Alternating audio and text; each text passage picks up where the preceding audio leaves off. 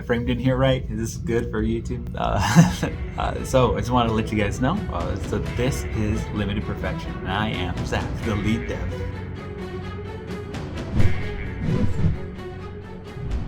So you have to forgive me for now anyway. This is kind of a janky setup. It's literally just in my living room right next to my computer here.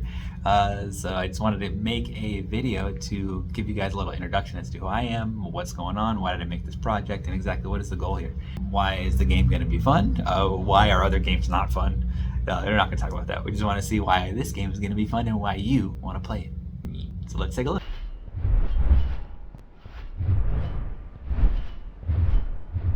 So what exactly is Limited Perfection? What is this game? What, like, you guys, like, you're looking at it like, what the hell is this? Exactly, my thoughts exactly like, what the hell is it? Why am I even making it? Why am I just a random person? Why am I this dude that doesn't know how to make games, making games suddenly? Well, I mean, it starts off essentially like I'm disappointed. That's it.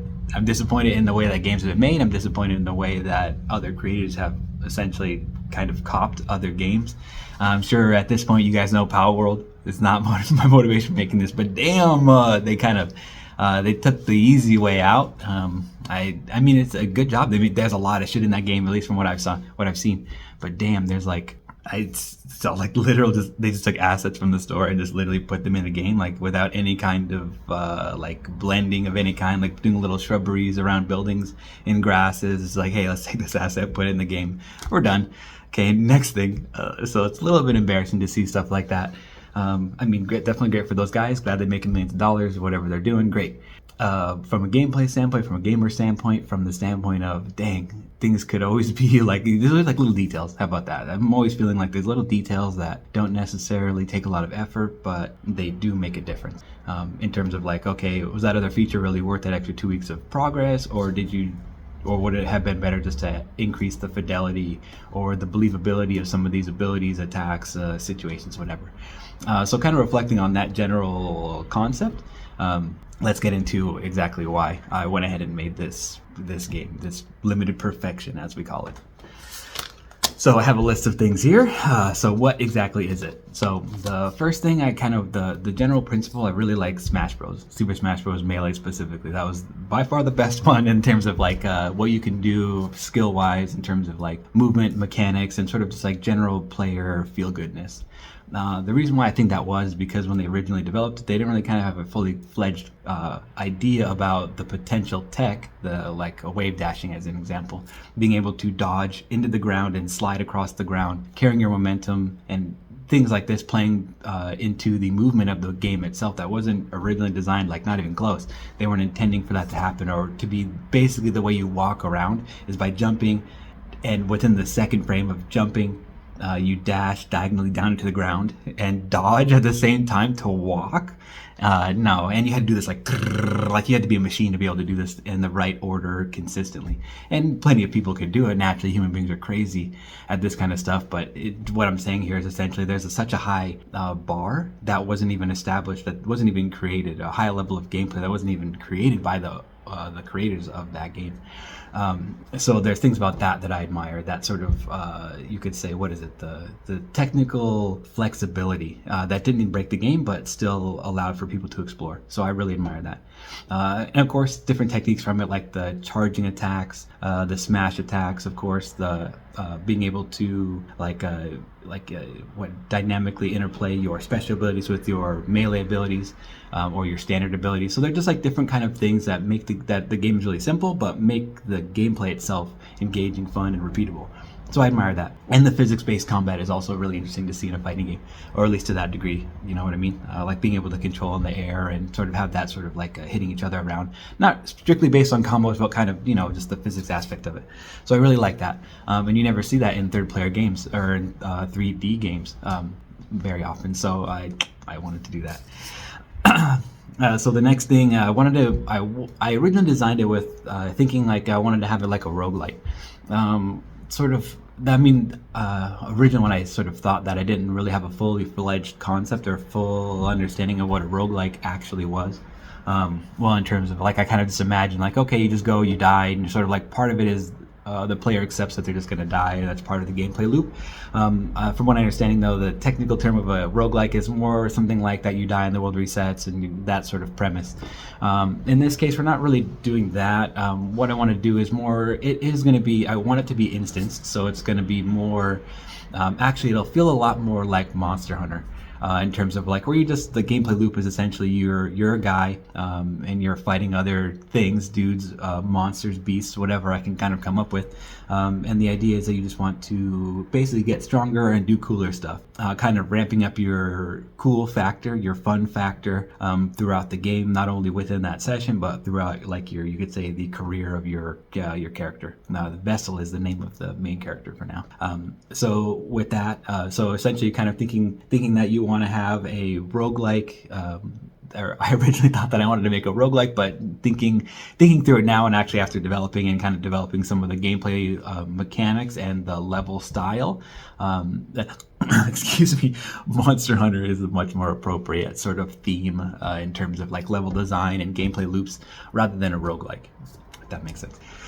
So, and then I guess to kind of trail that into the next sort of aspect of the game is going to be like Dynasty Warriors. So it's going to essentially, so imagine so far we have a Souls-like game. So in terms of like high fidelity and movement mechanics, like dodge and sprinting, things like that. Of course, like a natural third person at this point in time. Every game is a Souls-like if it's third person at this point. But so you essentially have a Dynasty Warriors type battlefield in a, or excuse me, you have a you have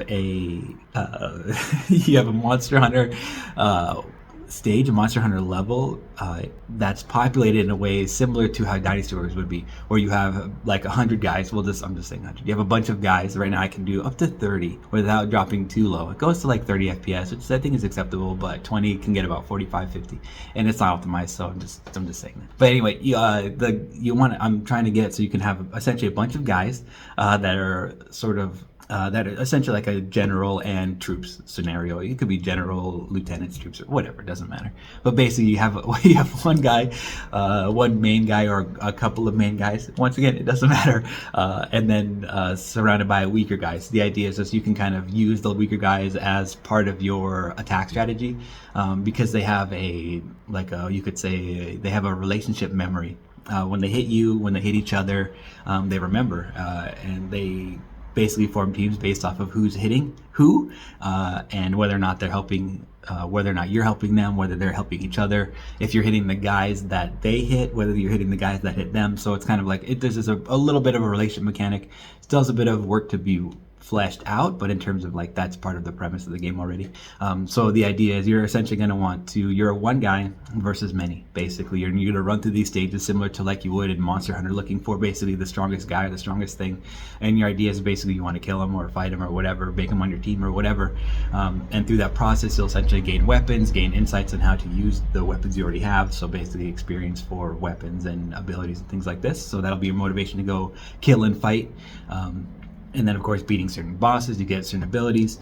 I also do want to, so that's the main premise of the game. Like, that's the general gameplay loop. You basically have a Souls-like character, or a Souls-like, you could say, gameplay fidelity inside of a Monster Hunter stage, prepared like Dynasty Warriors, or maybe played like Dynasty Warriors. So that's the general gameplay loop.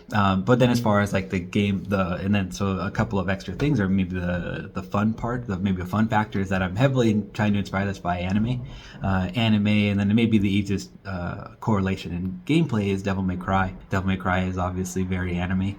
So I'm trying to take aspects of Devil May Cry, or anime in general, and juxtapose that into this physics-based battlefield simulator, if you would, in order to create like this crazy sort of like you hit a guy and he goes flying, and maybe you're off somewhere and there's another group of enemies that are mad at each other for any reason, and they start fighting, and then one of those guys gets hit, or a bunch of those guys get hit, and they all go flying across, and you're not even near them, but you look up into the sky and you see a bunch of guys flying around, and it's like, oh shit, that's crazy. So you might want to, so there's things about that just from a gameplay experience standpoint are kind of just fun to see, kind of fun to experience, and there are other stuff too. Like I have right now, there's charging. You can charge your attacks. You can EX cancel your attacks when you hit. There are aerial attacks, and there are two types of weapons. Well, one type of weapon, and then you can switch to melee, which I called them the Hanmas originally, like for Baki Hanma, or for the Hanmas in general. But since the thing in Palestine and Israel, and the closeness of the words Hamas and Hanmas, I'm just like, even my lady, she's like, I thought you said Hamas. Okay, I'm just gonna call them the Bakis instead. So you have the Bakis and the Greatsword. Of course, the Greatsword inspired by Guts from Berserk. So that is that. So basically what I'm saying here is that there's a lot of different elements that I wanted to include into this game, that I feel like, at least so far, I'm actually doing a pretty good job. Surprisingly, considering that I don't have any programming experience, don't have any coding experience, I've just kind of been learning Unreal Engine through the cool dudes on YouTube. The YouTube Academy has been prime.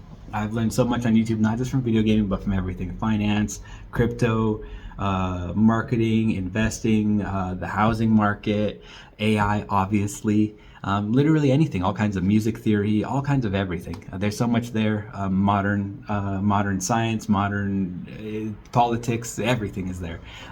So it's just a good source, and this is no exception. So partially, and that's kind of why I wanted to even do all of this, to kind of help sort of bring all of my knowledge together, kind of, and springboard myself into kind of a new era, a new beginning of things, a new way of living. And I've learned so much from YouTube, and I thought maybe it'd be a good idea for me to kind of put myself out here for you guys to kind of see, and so that I can sort of understand the other side of it and become someone that can also help others without having to feel like I'm in need as well. So this is the beginning of that, and hopefully many more things for me and for you to come. So yeah, so keep an eye on me, keep an eye on the project. We have a lot going on. I have a lot going on. I'm really trying to get a lot of this together as soon as I can. I'm actually a concrete contractor. I own my own concrete business, and it's just the winter time right now, so I'm just trying to get this shit done before it gets crazy again in concrete season, which is very soon. It could be within the next month here. So I have a lot of work to do, getting the Discord up. I want to get a landing page down here. Maybe I'm going to try to do this in the next couple of days. Naturally, I am using GPT and all other AIs that I can find to help assist in this process. Mostly teaching for now. I'm recognizing that there are limitations to a lot of other things. I am using it for concept art as well. So far I don't have anything in game that's directly created from AI, but I'm using it in terms of like helping me visualize, and I programmed the GPT, or programmed the GPT to help me keep track and contextualize the narrative, so that way I can kind of go ham with storytelling and not have to write it down or keep organized notes, because I am not that organized. So by using GPT to kind of like type in vessel is doing this or that, or I'm sort of thinking of these types of elements. GPT is helping me kind of keep track of the universe that I've already built, and along that I programmed it to, or helped program it or set it up to display images as well along the way, so that so as I'm kind of hypothesizing and sort of going over different ideas, I can use the GPT to contextualize and visualize the whole scenario, which helps when you only have so much mental thinking. You only have so much thinking time you can do before it's just you're sitting there and thinking too much. So in terms of like trying to build the whole game yourself, you don't have a lot of time to sit there and think about, well, do I make it green or do I make it purple? Do I make it rounder or do I make it square? Fuck that. You gotta do it. You just gotta do it. You don't have time. I don't have time for that. I don't think anybody has time for that. If you want to actually get things done, you actually have you think about it and then do it. Think about it, then do it. You don't have time to think about it, then think about it, then think about it, think about it. Right? So yes. So yeah, that's pretty much it. That is the basic rundown of the situation right now. I don't really plan on doing like active devlogs per se. I do want to kind of give updates every time I do like an update, but in terms of like I don't think I have enough content / doing this is kind of derailing. not in terms of like not that this is kind of fun, but at the same time I do have a lot of shit to do, so I can't just be making videos all the time, obviously. But so long as it's not such a huge process, and as long as I can do it and it's worth it, everything works out for everybody, then by all means, here I am. So with that, I'll see you guys around, and yeah, please check it out, and yeah, let's see how this goes. Let everybody know, join the Discord server, and like and subscribe, right? Okay, bye.